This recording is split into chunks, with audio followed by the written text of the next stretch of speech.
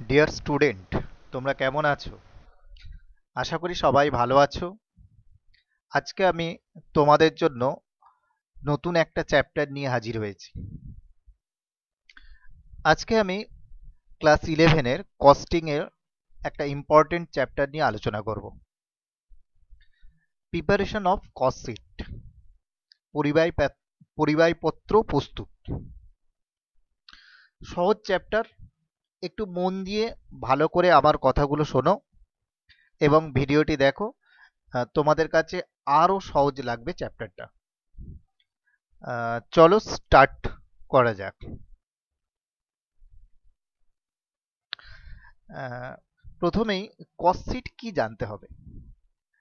দেখো, আমি তোমাদের সুবিধার জন্য সংজ্ঞাকারে দিয়েছি। আমি পড়ে তোমাদের পুরো বিষয়টিকে ক্লিয়ার করে দেব।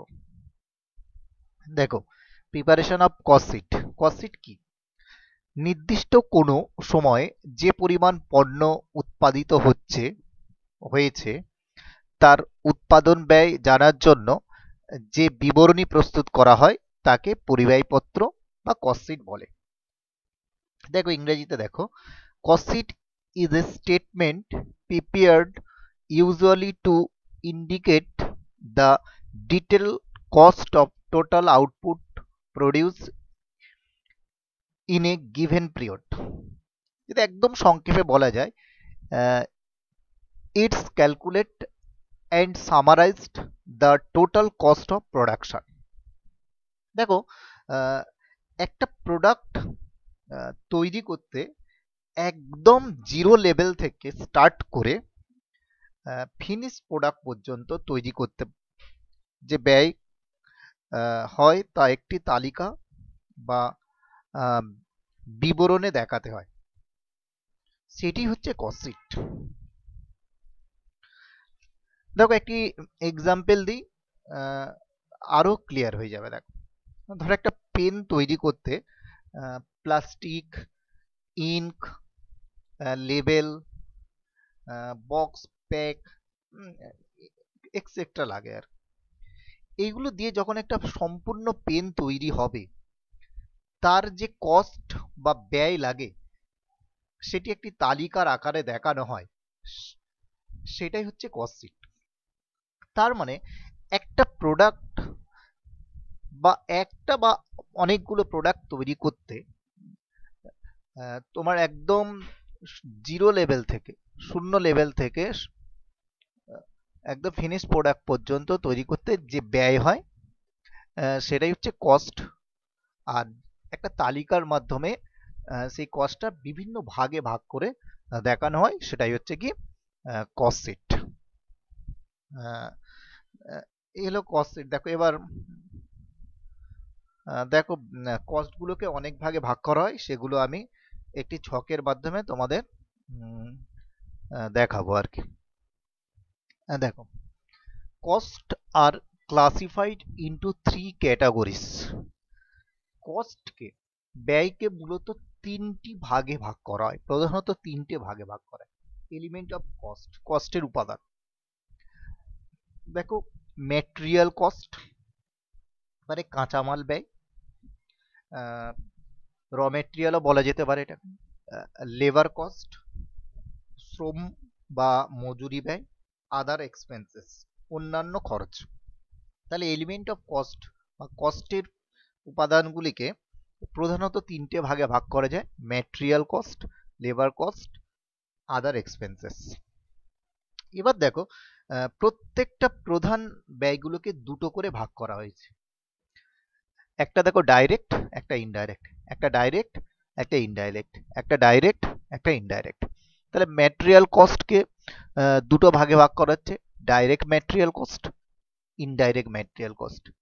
লেবার কস্টকে দুটো ভাগে ভাগ করা হচ্ছে: direct labour cost, indirect labour cost.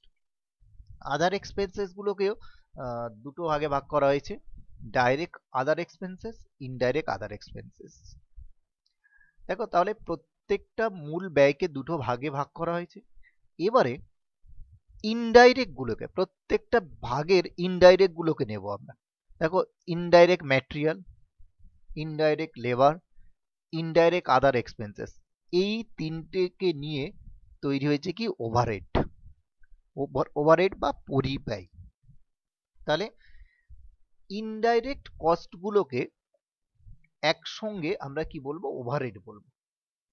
আবার ওভারহেডগুলোকে তিনটে ভাগে ভাগ করেছি আমরা। দেখো, একটা হচ্ছে ফ্যাক্টরি ওভারহেড, একটা হচ্ছে অফিস অ্যান্ড অ্যাডমিনিস্ট্রেটিভ ওভারহেড, আর একটা হচ্ছে selling and distribution overhead.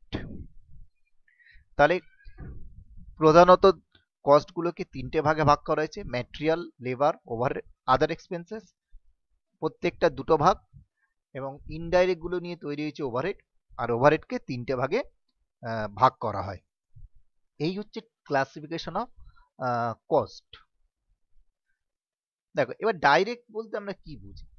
Direct labour, direct material, direct expenses, other expenses, সব directly involving in the production process. Direct means হচ্ছে যেগুলো সরাসরি উৎপাদনের সঙ্গে যুক্ত, সেটাই হচ্ছে ডাইরেক্ট। আর ইনডাইরেক্ট যেগুলো সরাসরি উৎপাদনের সঙ্গে যুক্ত নয়, সেগুলোই হচ্ছে ইনডাইরেক্ট। যেমন দেখো, not directly involving production process, production প্রসেসের সঙ্গে ডিরেক্টলি ইনভলভ নয়। আর তাহলে ওভারহেড মানে কি? ওভারহেড আমি বললাম, all indirect cost are called overhead, সমস্ত ইনডাইরেক্ট কস্টগুলোকে একত্রে ওভারহেড বলে। এই হলো তোমার। এবার দেখো, আমি একটা ফরম্যাট দেখাবো, কস্ট শিটের ফরম্যাট। কস্ট শিট কিভাবে করতে হয় দেখো, statement of cost sheet as on, date থাকলে ডেট বসিয়ে দেবো। প্রথমেই opening stock of raw material. Opening stock of raw material মানে গত বছরের বা লাস্ট ইয়ারের যে স্টকগুলো পড়ে আছে সেগুলো দিয়ে স্টার্ট করতে হবে। তাহলে opening stock of raw material, add purchase of raw material, add carriage inward or carriage on purchase, dock charges, inward freight or insurance, primary packing material, এগুলোকে অ্যাড করব। লেস করব closing stock of raw material, এখানে raw হবে, রাম হয়ে গেছে, less abnormal loss, sale of scrap. তাহলে opening stock of raw মেটেরিয়ালের সঙ্গে পারচেস অফ র মেটেরিয়াল আর পারচেস রিলেটেড যে সমস্ত এক্সপেন্সগুলো আছে সেগুলো অ্যাড হবে। Less closing stock of raw material মানে এই বছরের কারেন্ট ইয়ারের closing stock, abnormal loss, sale of scrap, এইগুলোকে যদি আমরা লেস করি, যেটা পাওয়া যাবে raw material consume. Raw material কনজিউমের সঙ্গে তোমার direct wages, direct labour, direct expenses chargeable, মানে ডাইরেক্ট যত এক্সপেন্সেস আছে সেগুলোকে অ্যাড করলে যেটা পাওয়া যায় সেটাকে হচ্ছে প্রাইম কস্ট। তাহলে র মেটেরিয়াল কনজিউমের পরে আসবে প্রাইম কস্ট। এরপরে আসবে ওভারহেড গুলো। ফার্স্ট ওভারহেড হচ্ছে ফ্যাক্টরি ওভারহেড অর এক্সপেন্সেস, এটাকে প্রোডাকশন ওভারহেডও বলা হয়।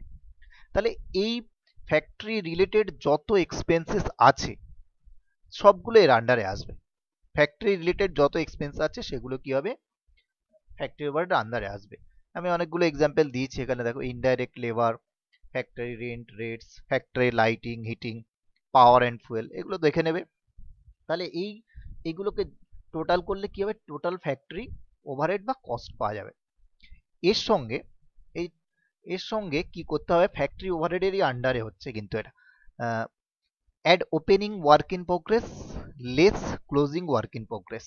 তাহলে ফ্যাক্টরি ওভারহেডের আইটেমগুলোকে অ্যাড করব, করে তার সঙ্গে আবার অ্যাড করব কি opening work in progress, less closing work in progress, যেটা পাওয়া যাবে সেটা হচ্ছে কস্ট, ওয়ার্ক কস্ট আর ফ্যাক্টরি কস্ট।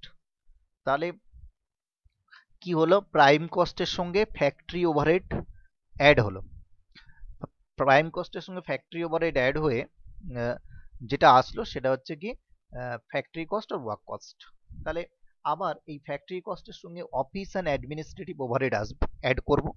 তাহলে দেখো, এরপরে আসবে অফিস অ্যান্ড অ্যাডমিনিস্ট্রেটিভ ওভারহেড, সেটাকে তার মানে কি office related, office and administrative related যত এক্সপেন্স আছে, ইনডিরেক্ট এক্সপেন্সেস সব আসবে এখানে। যেমন অনেক এক্সাম্পল এখানে দেওয়া আছে, office rent rates, office salaries, lighting, heating, office stationery, office insurance etcetera, এরকম অফিসের অনেকগুলো এক্সপেন্সেস দেওয়া আছে। তাহলে ফ্যাক্টরি কস্ট বা ওয়ার্ক কস্টের সঙ্গে office and administration overhead add করলে কি পাওয়া যাবে, cost of production. Cost of production এটা কিন্তু অফিস অ্যান্ড অ্যাডমিনিস্ট্রেটিভ ওভারহেডের আন্ডারে কস্ট অফ প্রোডাকশন। এই কস্ট অফ প্রোডাকশনের সঙ্গে add opening work in opening stock of finish goods. Cost of প্রোডাকশনের সঙ্গে যদি থাকে opening stock of finish goods add হবে, লেস হবে closing stock of finish goods. সেটা হলে সেটা লেস করার পর যেটা আসবে সেটা হচ্ছে কস্ট অফ গুডস সোল্ড। তাহলে দেখো কস্ট শিটে একটা জিনিস, ওপেনিং গুলো সব অ্যাড আর ক্লোজিং গুলো হচ্ছে কি লেস। তাহলে এই হচ্ছে কস্ট অফ গুডস সোল্ড। এরপরে নেক্সট ওভারহেড হচ্ছে সেলিং অ্যান্ড ডিস্ট্রিবিউশন ওভারহেড।